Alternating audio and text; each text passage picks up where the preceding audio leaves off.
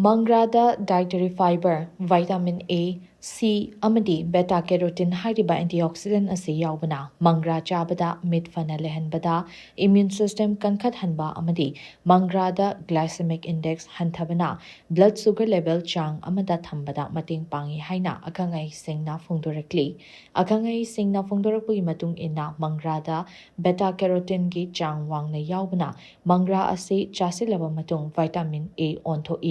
masina maram oiraga mit mapung fana uhanba amadi chahi gi matung inna mit uraktabagi kudong chadaba adu hantahalli